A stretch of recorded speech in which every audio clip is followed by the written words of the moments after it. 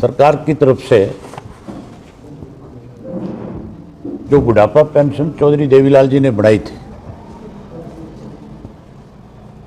उस बुढ़ापा पेंशन में अनेक शर्तें लगा करके बुजुर्गों की पेंशन काटने और रोकने का काम किया जा रहा है। करीब करीब 1 लाख से ज़्यादा लोगों की पेंशन रोक रखी है और काट दी गई है। जब इसके लिए हमने एक फैसला किया कि या तो मुख्यमंत्री अपनी तरफ से ये स्पष्ट करे कि हम किसी भी बुजुर्ग की पेंशन नहीं काटेंगे, और उसके साथ साथ जो मुख्यमंत्री की घोषणा थी 21 अक्टूबर की कि हम 200 रुपये बढ़ा करके बुजुर्ग को 1 नवंबर से पेंशन देने का काम करेंगे। हैरानी की बात है, पेंशन बढ़ा करके देने की बजाय पेंशन काटी जा रही है। 1 लाख से ज़्यादा लोग पेंशन से वंचित हैं। इसके लिए हमने एक फैसला किया है कि हम 20 फरवरी को पंचकुला में इकट्ठे होंगे। प्रदेश भर के बुजुर्ग जिनकी पेंशन कटी है वो सारे आएंगे और महामहिम को एक ज्ञापन देंगे, उन्हें एक मेमोरेंडम देंगे कि पेंशन बहाल की जाए और 3200 रुपये के हिसाब से पेंशन दी जाए। उसके ऊपर मुख्यमंत्री अपनी तरफ से कल सफाई दे रहे थे, गोलमाल बातें करके कहीं ना कहीं अपने आप को इस बात से बचाना चाहते थे। मुख्यमंत्री अपनी कई भी बात को प्रेस के सामने रख के बताने के बजाय कि मैंने 21 अक्टूबर को पब्लिकली ये अनाउंस किया था कि मैं 1 नवंबर से पेंशन बढ़ाऊंगा, ये मेरे से भूल होगी, अपने उस झूठ और भूल को सुधारने के बजाय एक नई कहानी सुनानी शुरू कर रहा है। कल प्रेस में बता रहा था कि किस किस के राज में कितनी कितनी पेंशन बढ़ी, किस किस के राज में कौन कौन सी कैप लगी। तो मैं मुख्यमंत्री से आपके माध्यम से पूछना चाहता हूं कि आपने कल फिर प्रेस के सामने एक बड़ा झूठ बोलने का काम किया।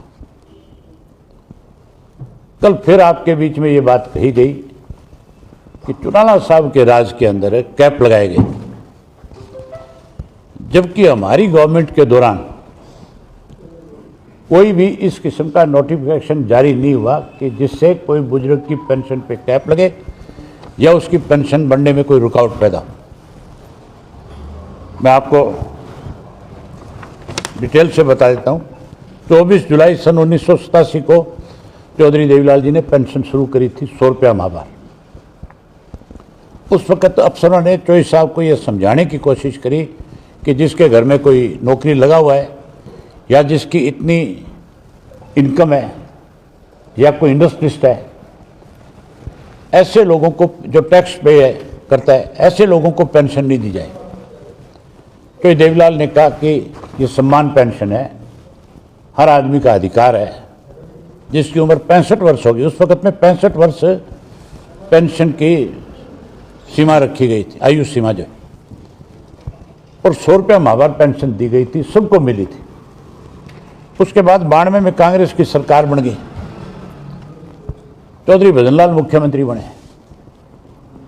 उन्होंने एक शर्त लगा दी, 2 शर्तें। पहली शर्त लगाई कि जिसके पास 4 एकड़ से ज्यादा जमीन है उसको पेंशन नहीं मिलेगी। दूसरी लगाई कि जिसकी सालाना 10,000 रुपया आय है, इनकम है, उसको नहीं मिलेगी। इसका हमारी पार्टी ने हाउस में विरोध किया था, बाहर भी विरोध किया। वो भी इस बात को लागू नहीं कर सके, उन्होंने नोटिफिकेशन जारी कर दिया था। उसके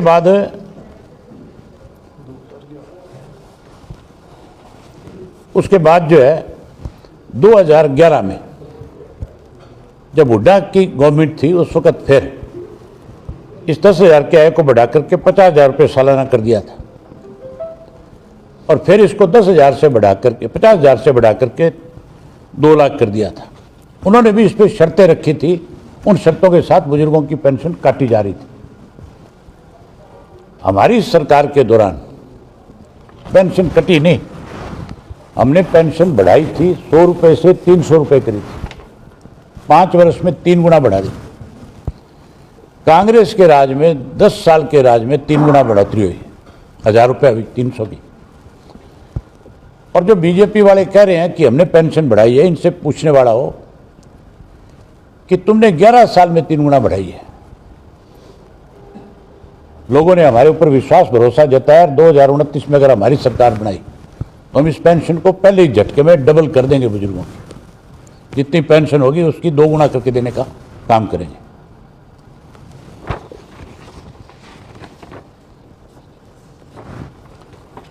मुख्यमंत्री बारी बारी सफाई देते हैं। मैं आज फिर आपके माध्यम से सरकार को यह बताना चाहता हूं और कहना चाहता हूं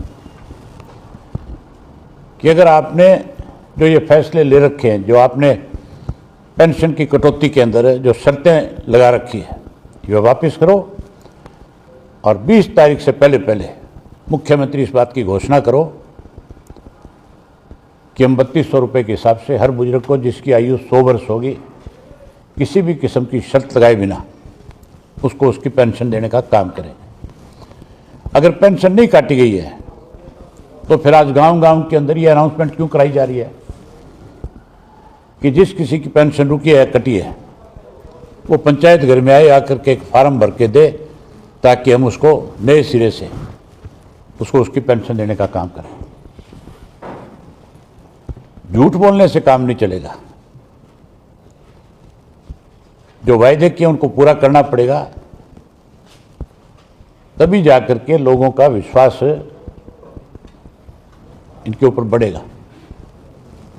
आज हैरानी की बात है, कांग्रेस के लोग भी पेंशन को लेकर के चिंता व्यक्त कर रहे हैं,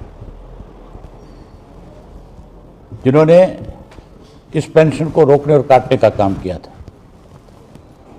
आज और भी कई लोग शहीद होना चाहते हैं उंगली कटा करके। इंडियन नेशनल लोकदल पार्टी जो है वो चौधरी देवीलाल की नीतियों को आगे बढ़ाने वाली पार्टी है। हमारा ये फैसला है कि चौधरी देवीलाल के द्वारा या चौटाला साहब के समय में लोगों को जो सुविधाएं प्रदान की गई थी, अगर सरकार उनमें किसी किस्म से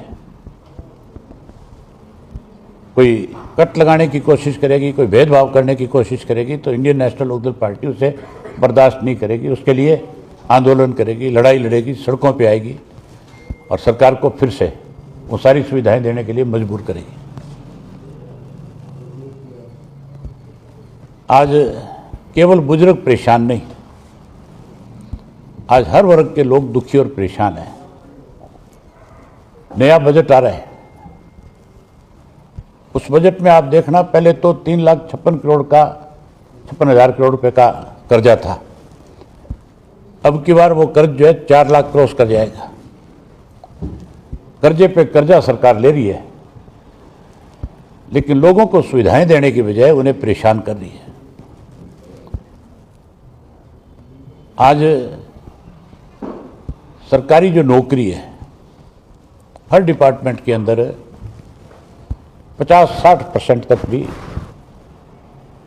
आज कर्मचारियों की कमी है। घोषणाएं रोज नई नई है, लेकिन उन पे अमल नहीं है। केवल ध्यान बांटने के लिए रोजाना नई बात सरकार की तरफ से कही जाती है। कृष्ण बेदी का एक बयान था, वो भी मैं देख रहा था कल, वो भी मजाक उड़ा रहा था बुजुर्गों का पेंशन को लेकर के। उससे पूछने वाला हो, तू जब पहली बार एमएलए बना था, बीच में 5 वर्ष तक जब तू एमएलए नहीं था, तब तूने कितने रुपए पेंशन के रूप में लिए? तुझे पेंशन क्यों दी गई? ऐसा कौन सा काम किया था तूने इस प्रदेश में जिसकी वजह से आपको पेंशन मिले? एक एमएलए को, एमपी को, राज्यसभा के मेंबर को, अगर एक एमएलए राज्यसभा का मेंबर बन जाता है, अगर वो लोकसभा का मेंबर बन जाता है तो उसको एक एमएलए की पेंशन नहीं मिलती, उसको तीनों जगह से पेंशन मिलती है। और उसको नहीं, उसकी जो वाइफ है, जो उसको भी जो सुविधाएं एक एमएलए को, एक्स एमएलए को दी जाती है, चाहे वो मेडिकल की है, चाहे वो आपके एक जगह से दूसरी जगह जाने के लिए सरकारी जो बसें चलती है उन पे जो किराया माफ है, जो मेडिकल सुविधा है, वो सारी सुविधाएं उसके परिवार के सदस्यों को भी मिलती है। तो फिर जब ये कानून बन गया था, ये सारी चीज़ें कानून के तहत ही मिल रही होगी इनको। अगर कोई अधिकारी रिटायर हो जाता है उसको भी पेंशन मिलती है, उसके डिपेंडेंट को भी सारी सुविधाएं मिलती है। बुजुर्ग आदमी अगर उसकी डेथ हो जाती है तो उसका कोई डिपेंडेंट नहीं है, सरकार को उसके डिपेंडेंट को भी ये सारी सुविधाएं देनी चाहिए, ताकि जो उसका डिपेंडेंट होगा वो उसकी देखभाल करता रहेगा। हमारे दोनों विधायक इस बार इस बुढ़ापा पेंशन को लेकर के सेशन शुरू होते सबसे पहले इस मुद्दे को उठाएंगे और इस मुद्दे पे मुख्यमंत्री को कहेंगे कि भी आप अपना स्पष्टीकरण दो, अपना जवाब दो, बताओ कि पेंशन जो है वो कौन लोग उसके हकदार हैं, उसमें क्या क्या शर्तें आपने लगा रखी है, और शर्तें लगाई है तो उसके पीछे कारण क्या है। हम इस लड़ाई को बहुत आगे तक लेकर के जाएंगे। बुजुर्गों को जो सम्मान पेंशन चौधरी देवीलाल ने दी वो किसी कीमत पे कटने नहीं देंगे, हर हालत में उनको उनका हक दिला करके रहेंगे। तो सर 20 तारीख को प्रदर्शन होगा, इसमें जिन लोगों की कटी है बुजुर्गों की, उनको भी साथ में वो सब लोग आएंगे, हजारों की संख्या में बुजुर्ग आएंगे। मेरे पास सैकड़ों टेलीफोन दिन में आते हैं, बुजुर्गों के फ़ोन आते हैं, वो पूछते हैं कि हमें पंचकूला में कहाँ पहुँचना है। और अब हरियाणा प्रदेश के आम नागरिक को केवल और केवल विश्वास और भरोसा किसी राजनीतिक दल पे है जो उनके सम्मान की लड़ाई को लड़ सकता है, तो इंडियन नेशनल लोकदल है। ये कल सीएम साहब ने कहा था कि 1,05,000 के करीब जो है वो बुजुर्गों की डेथ भी हो चुकी है, इस तरह का कोई आंकड़ा पेश किया था। किस तरह के आंकड़े? मुख्यमंत्री से आपको उसी टाइम पूछना चाहिए था कि आप पेंशन तो नहीं दे रहे, कम से कम 1,05,000 बुजुर्गों को झूठ तो ना बोलो। अगर 1,05,000 बुजुर्ग की डेथ हुई है तो सरकार के पास तो आंकड़ा होता है। आजकल तो डेथ सर्टिफिकेट बनते हैं, वो फिर डिटेल बता दे कौन से 1,05,000 बुजुर्ग मरे हैं। मतलब हद नहीं है कि किस तरह से मुख्यमंत्री सफाई देने की कोशिश कर रहे हैं। पकड़ा तो उसी दिन गया था कैथल में मुख्यमंत्री, जब कैथल में एक पत्रकार ने यह सवाल किया था तो उसके सवाल का जवाब देने की बजाय प्रेस कॉन्फ्रेंस छोड़ करके भाग गया था। अगर पेंशन नहीं काटी होती तो फिर भागता थोड़ा ही, फिर तो कह सकता था ये कह रहा मैं कह रहा हूं ना, तेरे पे कौन विश्वास करता है, वो तो डम्मी आदमी है। जो मुख्यमंत्री डम्मी होगा उस पर कोई कैसे भरोसा करेगा। यहां शुरू में जब ये मुख्यमंत्री बना था कितनी लंबी कतारें लगती थी, कितने लोग मिलते थे। अब कोई 4 आदमी आते हैं तो बता दो। ये विश्वास भरोसा इसीलिए उठ गया ना कि जो कोई दुख लेकर के अपना करके खड़ा होता था वो 1 बार आया, 2 बार आया, 3 बार आया, 4 बार आया, उसका विश्वास खत्म हो गया। उसने भी 10 लोगों को जाकर के कहना शुरू कर दिया भाड़ा मत लगा दे, कोई फायदा नहीं है वहां जाने का। उन्होंने पहले एक बात और कही थी कि विपक्ष ने कहा कि 70-75 हज़ार लोगों को पेंशन कट गई। उन्होंने कहा कि पेंशन काटी नहीं है, सस्पेंड की है, जो लोग सर्टिफिकेट दे देंगे। क्यों करी सस्पेंड? सस्पेंड भी क्यों करी, उसका कारण बताओ। क्यों किया? किस बात की सस्पेंड करी? जिनको उम्र कम है, ज़्यादा लिखवा दी, 60 में लिखवा दी, या आय ज़्यादा है, सबकी रोटी है। जो नांडा एजुकेशन मिनिस्टर नहीं है उसके सास और ससुर दोनों की कट गई। उनकी इसलिए काट दी क्या कि उन्होंने उम्र 48 साल लिख रखी थी। ये 48 साल के थे, डांडा ये है 50-55 साल का, तो है कि नहीं है। तो उसके सास ससुर 70 साल से ऊपर हो गए कि नहीं होंगे। उन दोनों की कट गई। और नहीं, ये उदाहरण बैठा राम कुमार इसके गांव के हैं, नंबरदार के, इन्होंने मुझे आज बताया कि उनकी भी काट दी। कितने लोग टेलीफोन के ऊपर आजकल वीडियो बना करके डालते हैं। बुजुर्ग सैनी के खुद के गांव के एक व्यक्ति का वीडियो आया हुआ है, उसने ये कहा कि मेरी उम्र जो है 70 वर्ष से ज़्यादा है, मुझे पर्सनल तौर पे नायब सिंह जानता है, मेरी भी कट गई, मेरी घरवाली की भी कट गई। कितने लोग हैं ऐसे, कितने वीडियो आजकल चल रहे हैं, आप देखो। ये कौन सी सफाई है सरकार की तरफ से कि हमने सस्पेंड कर दी। पेंशन बढ़ाने से पहले कितनी शर्तें लगाई हुई है, आप सोच भी नहीं सकते। क्या लगता है सरकार क्यों काट रही है? और चिट्ठी क्या है सरकार क्यों काट रही है पेंशन, क्या लगता है? इस सरकार को हर वर्ग के लोगों को परेशान करने में मजा आता है। अब ये बुजुर्ग बच्चे थे, इनको परेशान करके देख रहे हैं कि क्या रिएक्शन आता है, पर इनको ये पता नहीं है ये बुजुर्ग जो है ये तुम्हारी जमीन खोद देंगे।